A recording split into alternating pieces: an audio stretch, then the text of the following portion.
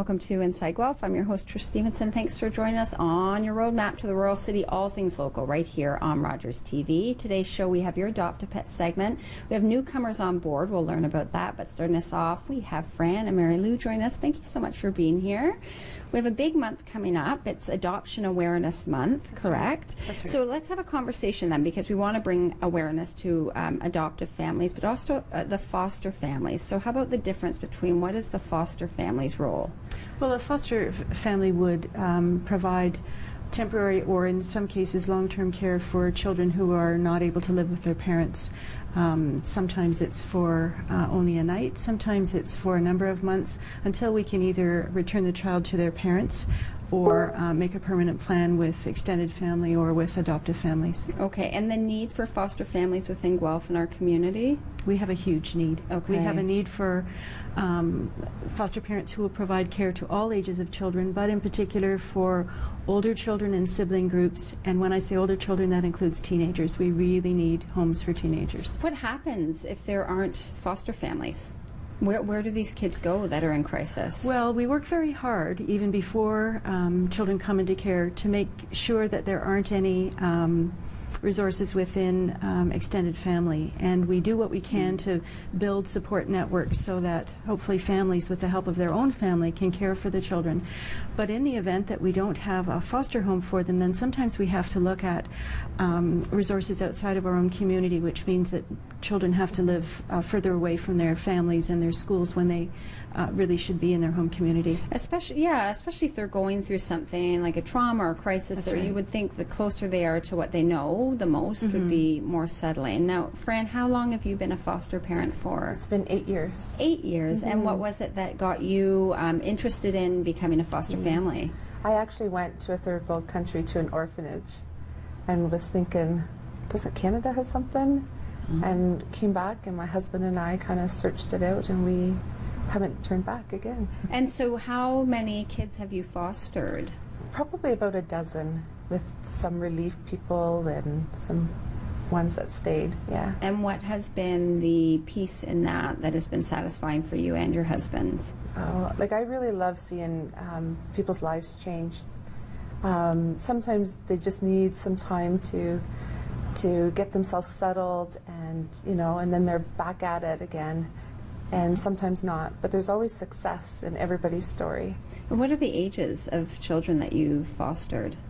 We like to be a 0 to 6 home, 6 years old, but we have had some teenagers too. Have you been trained then? Is there a training process that goes into becoming a foster parent and how to deal with different situations and the children that are coming into your home? Yeah, lots of training opportunities that are ongoing. Of course, they train you before you get accepted as a foster home, and then throughout the year there's lots of opportunities to sign up for training, and of course you're well supported.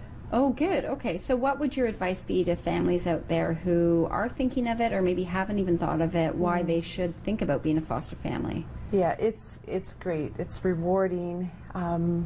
It's tiresome, and it's a lot of work. But at the end, it's so rewarding.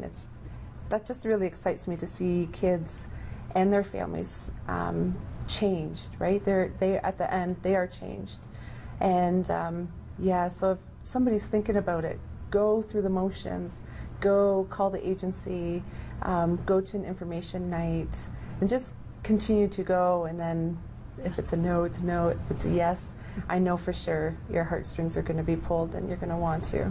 Yeah, and giving back that way. So a foster home providing stability. I'm assuming the foster parents and homes also go through a strict, vetting. Is that correct? Oh, for adoptive homes? Yeah. Oh, yes. They actually go through the same training. Okay. And go through it at the same time. So there would be a mixture of fostering and adoption. And sometimes we find situations where people come intending only to adopt, and they decide that they're going to foster as well. Okay. So, because I always think in my mind of that you foster and then it turns into adoptive. Is that the usual way, or it can be, you can do either or both? That can happen. Okay. And in fact, when we know at the time that a child comes in to care, when we have sufficient information about them, sometimes we're able to make a match with a foster home who is also interested in adopting. And we call those our families to permanence homes, because it will mean that if the child isn't able to return home to their biological family, that they don't have to make a second move into an adoptive family. They can stay where they are. And that would be the foster family's choice as they sign up for this and get trained and go through the process that they can be open to adoption if they would like to. That's right. You had an appreciation event recently. How Yes, did we that did. go? Well, it went very well. It's a recognition event that we hold annually for foster parents and for newly approved adoptive parents. And it's really an opportunity for us to celebrate the wonderful work that they do with children and young people. And we hold it at Eris Golf and Country Club out in Eris.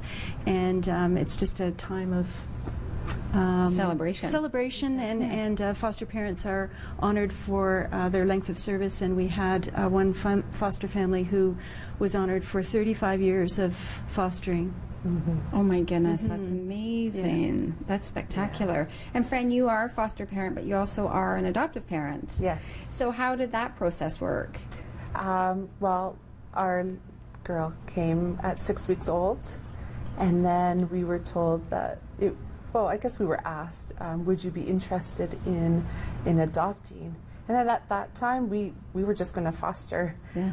There was no thought of adoption. But when we really looked at her, and I just couldn't imagine anybody being her mommy, and so we kept her. Yeah. How long ago was that? It's been about 5.5 years. Good for, and you have biological children as we well. do. And everyone's mixed and good, and it's a happy family. Amazing. We kind of have our first set, so because Yeah. they're much older, our biological children, and then the adoptive child is 6, so she's quite young. Oh, I love So It's so lovely, and that you have the appreciation events and the call to, like you said, older children in need for foster homes and adoptive homes. Where do people get more information? Oh, they can call the agency at 519-824-2410 and ask to speak with someone about their interest in fostering and adoption. Okay, and would you be able to hook them up with someone who is a foster parent if they wanted to have a Absolutely. conversation? I would feel like having, I mean, you're so Yeah. lovely to talk to just get you'd be honest and the lowdown of how this all works. Thank you Yeah. so much. Lovely to have you both on. Thanks for all your great work.